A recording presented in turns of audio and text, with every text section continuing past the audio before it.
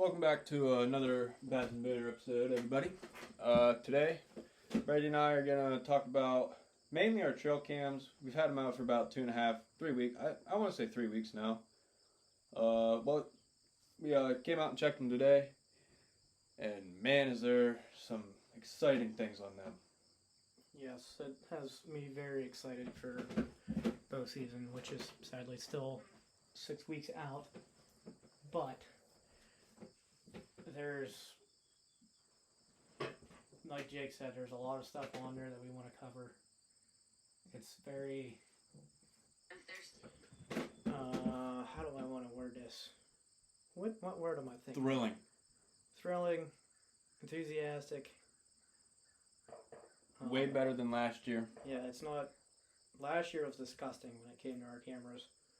We really didn't have much on them, except for a couple small scrubby bucks and a few scrappies here and there and some does. But we just checked them a half hour ago. We got done, and we're gonna save the best for last. So we had, some. There was one or two smaller 6 points that are running around out here. The one's legal and the one I don't think is, just the way his brow tines are. Which with where we're at, you gotta have 3 up on one side, not including the brow tine. So the point at the end of your main beam, you can count it, your G2 and your G3, and it'll make it a legal buck. But if it's just the brow tine, the G2, and the point at the end of your main beam, it's not a legal buck. So we got like one of each running around. There's a little 4-corner 4-point. Bunch of does. We did find some turkey feathers laying down in the woods, spread out, so that tells me that they're roosting down in there too. What else do we have? There's a sow and a cub. Yes, there is a black bear with a cub on there, which I don't think it's a super huge bear, just judging it off of how tall she is in the weeds. I'm going to say 150, maybe 200 pounds, but I could be wrong. The cub, it was obviously this year's. She hasn't booted it off yet. And Jake can tell you about the first thrilling thing we saw on there. The what? The first exciting thing on there. On the camera. The 8 points? Yes. Oh yeah, so we originally thought there was one. There's a basket rack 8, which is exciting, but it's not as exciting because if it comes down to it, yeah, we'll shoot him if it's getting late in the season. But we were looking through it, and there was a real nice wide 8-point G2s, every bit of 10 inches, and we thought that that's a nice buck. That's the nicest buck we've seen out here for a while, other than the one that wandered in last year that I shot. And then we were looking through more pictures, and there was another wide 8 that showed up, and at first we thought it was the same ones, and then we were looking at the timestamps. One was from 8:43 p.m. and then the next one was 8:45, but they were going in the same direction, so we were like, well, there's no way it's circling back around, because it's walking into the soybean field, and then 2 minutes later it was walking back into the soybean field. It could have circled back around, but after we looked at the pictures of them, the G2s look completely different. The one's wider, the G2s are longer on the one. The brows on the one, they kind of go straight up like this, and then the second one, they kind of go out like that. And then the very front of the racks on the one, it starts to curve in. Yeah, it almost makes a basket back into it, but they're wide. They are every bit like. I'm gonna say they're probably both 19-20 inches wide. Yeah, like if you guys follow us on Instagram, the 10-point that I shot last year, they make that look small. Yeah, like they're wide. I think he was 16 to 17 inches wide. And the second buck that was on there, the 8-point, the second 8-point, I guess you should say, the one that was 2 minutes behind the other one, he's got a lot more mass than the first one did. He's a heavy buck. And then on the first camera we checked, there was another 8 where we have to look at the pictures better and determine if it's the same one or if there is 4 8s. Yeah, that we got to figure out yet. There's at least 2 wide ones and a basket rack. All shooters. All shooters. Yeah, that's just one of them deals where I mean, their patterns are obviously going to change, and it's going to dictate where we put our stands at if we get them on there consistently. But that's just going to have to be figured out for in the future. Decide that. I mean, I'm excited for the season. Oh, I'm beyond excited. This is the most activity. It's a lot more positive than what I thought it was originally going to be. Yeah, I came out here hoping to see at least one picture of horns, and we got 3 different shooting bucks, 4 different shooter bucks. Yeah, and that's just. And not to mention the absolute, insane amount of doe. Oh, there's a lot. I bet you there's 10, 15 doe in that one picture. There was in one picture.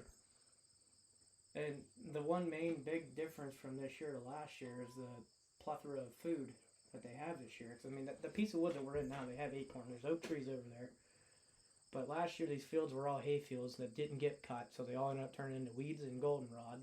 Yeah, there was no food source for them. And now this year, we've got probably 30 to 35 acres of soybeans that farmers have planted, and then another 20 to 25 acres of corn. Yeah, which is probably the main reason that the bear came back.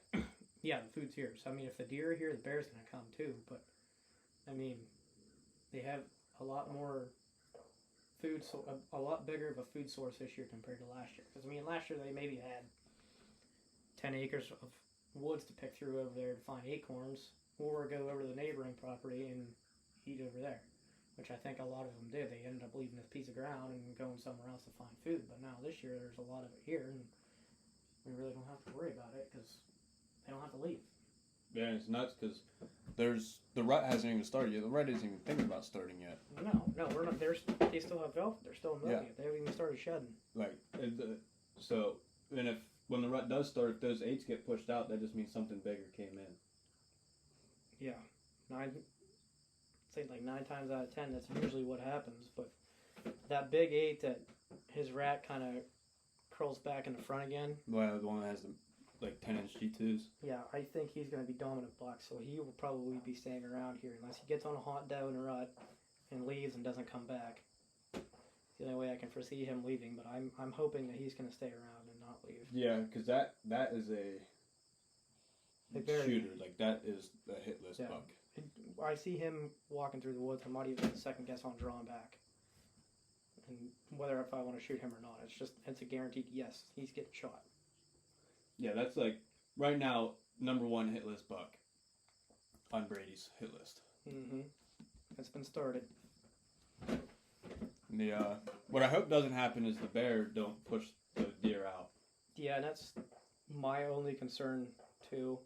I don't want that to happen. Is that happening? Especially since she has a cub. I don't want them to start a territorial dispute.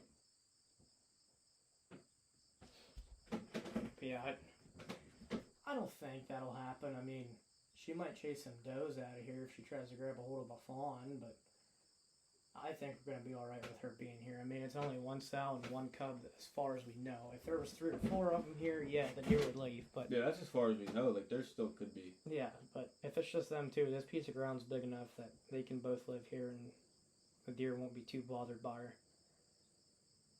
Hopefully. Hopefully she's the only one here. And so, the one thing that me and Brady were looking at was trying to find a viable, useful spot to put a ground blind this year. Just kind of get a different spot to sit at during hunting season. And get a different viewpoint on where they're coming in, what's coming in where. And another thing that where we have our cameras at, we have one that's near our tree stands where they sit right now. That one doesn't have anywhere near the amount of hornage that the second one had. No, we're going to have to move closer to the field by about 60 yards. Yeah.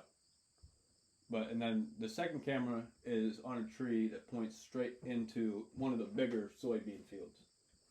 And it was just a hope and a prayer that I put that camera in the right spot of where they were coming in and out of that field. And it's in the exactly right spot. Yeah, because there was multiple paths that they used going in and out of there, but the spot that I have it in was an old logging road at one point. And there's not much brush on it. I mean, you got waist-high weeds on there, but there's not jagger bushes and thorn bushes and everything else on there getting in their way, so they're obviously going to choose deer naturally choose the easiest path to follow. Yeah, they're lazy. So that there was kind of my thought process behind putting it there. But that logging road also runs right down beside a water source. Yes, it does. And that's one of the things we're going to have to take into consideration with our tree stands. I mean, give or take, like I said, we got 6 weeks yet until season starts. So 4 weeks before we'd even think about moving them. Yeah, that's what I'm thinking. At least a month before we consider moving them. Because I want to get an as accurate representation of their movement patterns as I can. Because if we remove them right now, who knows what they're going to be doing 4 or 5 weeks down the road, come closer to season. Yeah, well, especially come close to when it starts to get dark quicker. Yeah, because archery season starts. It's going to be dark at 7 o'clock instead of 8:30, 8:45 like it is now. So you really can't base it off of that. So we got to wait 2 weeks to even a week ahead of time. Because you can't. One thing that we've learned is you can't go in there and move your stand the day before opening day and hope to see deer, because it's not going to work. The main reason being, yeah, they might pass through there. One, your scent's still going to be on the ground, and two, they're not used to that tree stand being in that spot. If you got a climber or a walk-on stand, yeah, you're fine, because you go in there and you put it up as you're going in the woods. But in our case, we're both in ladder stands yet, because neither of us trust climbers. I will not use one. While we're on climbers, last year, the day before archery season started, someone fell out of their climber, putting it up. Yeah. Yeah, and one of our old buddies that we went to school with, his dad fell out of a climber going up in it, ended up breaking his back, and we just don't want to end up taking that risk, because we're not always hunting together. Because usually what we do is someone will hunt one day and someone will film, and we just keep rotating that, or keep doing that rotation. So if there's a day where it's one of us by ourselves, yeah, you got your harness, but if you don't even get a chance to put your harness on and the stand comes out from underneath you, you're screwed.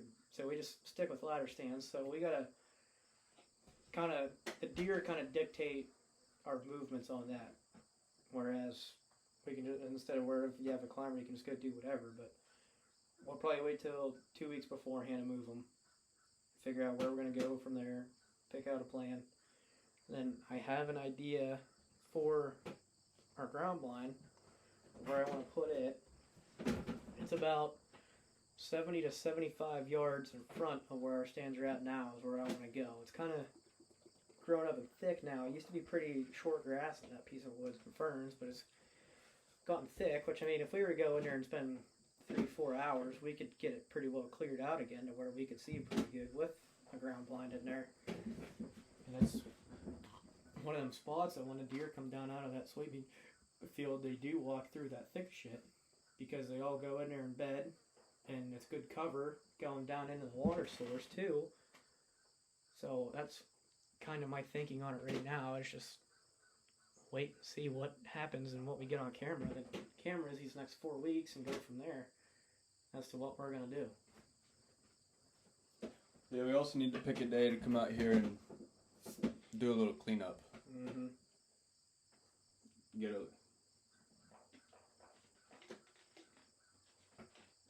I'm just excited for this season. Today has really boosted my excitement levels for this.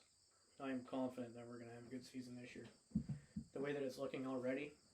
The deer are moving right at dark, which is to be expected in the middle of summertime, because, it's hotter than Satan's nutsack out here. But it's got me excited. I'm confident that we're going to have a good season this year, and that we're going to see game. It's not just going to be a doe here and there, and that we're actually going to see horns. We had, on the deer here and there thing, last year we had that group of 4 or 5 doe that was here every single day, and then a week after the season started, we never saw them again. Yeah, we had Chip and Dale, 2 fawns we'd see every single day. They'd walk 10 yards from our stand repeatedly, day after day after day after day. We had them things patterned. It was to the point we could look at our phones and be like, hey, Chip and Dale are going to be here in 5 minutes. Yeah, and then one day they just stopped showing up and never saw them again. And then they came back in rifle season, and I'm pretty sure I might have shot one of them because that deer I shot was pretty small. But to my defense, when it was running across the field by itself, it looked a lot bigger, which they usually do. So I shot. Yeah, I have the utmost level of confidence that we're gonna have a good year this year when it comes to deer season. Yeah, I mean, last year there wasn't a single food source except the acorn that was very sporadic. Yeah, and now this year we got 50 to 60 acres of agriculture fields over here with corn and soybeans in. And there is one more field over here that I can't figure out what it is, which actually I might look at it right now because it kind of looks like it might be oats. Which, if that's the case, the deer is going to eat that too. But yeah, I'm pretty pumped up for this year. Oh yeah, this is gonna be not just on the hunting aspect, but the content aspect too. There's gonna be a lot of content in the next couple weeks coming out about it because we're gonna be up here scouting very regularly. It's getting that time of the year. See what's coming in, see what's going out, see what's staying around.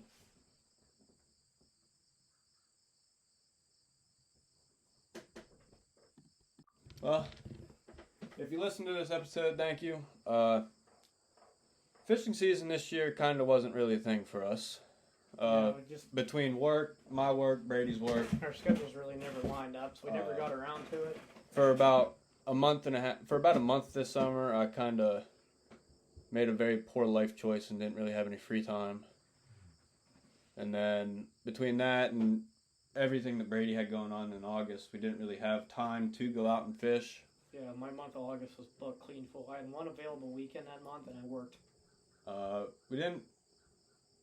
But so like, fishing content this year wasn't really a thing. So we're gonna make up for it in the hunting season. Hunting content is gonna start. It's gonna get pushed out regularly, daily. We're gonna pump it out pretty hard. There's gonna be, with everything that we're gonna be able to do with hunting season this year, there's gonna be a lot of hunting content coming out within from now till the end of hunting season. We're gonna make up for the lack of summer content. Oh, most definitely. We both kind of bit off more we can chew in our personal lives, and we didn't plan ahead. Yeah, we didn't really save time for what we needed to do with this, and it bit us in the ass. I'm not gonna lie, it definitely bit us in the ass. We both kind of lost the motivation for a second because we both had our separate personal plates so full of stuff we didn't have time to get together and do stuff for Half Rack and Bass and Booners, and that's on us. We learned from it. We know what not to do now in the summertime. Yep, but now that we got big horns on camera, we've got us pumped back up again. Oh yeah, we're gonna, between podcasts, TikToks, Insta posts, there's gonna be a lot more content to come for the second half of the year. We're in the process of coming up with new series for TikTok and Facebook and Instagram. YouTube's going to be getting more videos. Yeah, we need to. We wanted to restart the YouTube this summer, but we didn't. Our time management skills lacked. We're terrible at it. We didn't plan it correctly. So during hunting season and the forthcoming, YouTube is gonna be coming back. We're gonna have more videos on it. That's one thing that we haven't had a YouTube video in like 2.5 years. No. But yeah, so keep your eye out for lots of hunting content. Thanks for listening, and we'll see you in the woods.